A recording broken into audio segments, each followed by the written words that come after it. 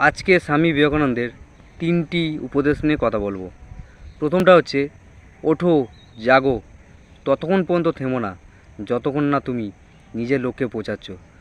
স্বামী বিবেকানন্দ শুধুমাত্র ভৌতিক জগতের লক্ষ্যের কথা বলেনি, তাহলে কিসের কথা বলেছে?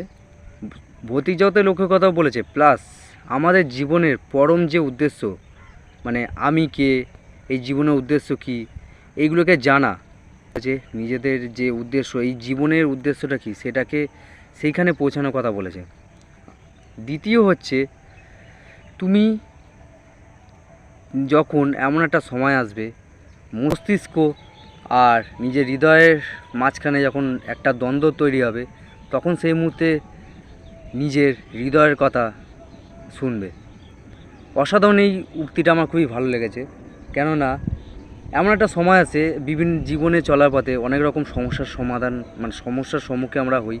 সে সময় বুঝতে পারি না কী করব, মস্তিষ্ক একরকম কথা বলে, হৃদয় এক রকম কথা বলে।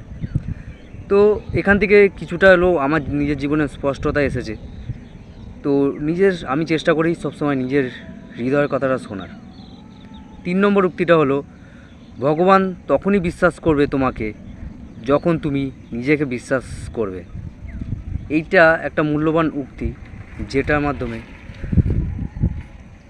বিষয়টা হচ্ছে, আমরা যখন কোনো কাজ করতে যাই, আমি যদি নিজেই বিশ্বাস না রাখি নিজের ওপরে, তাহলে অন্য কোনো ব্যক্তি বা যে সৃষ্টিকর্তা, সে কীভাবে আমার নিজের ওপর বিশ্বাস করবে?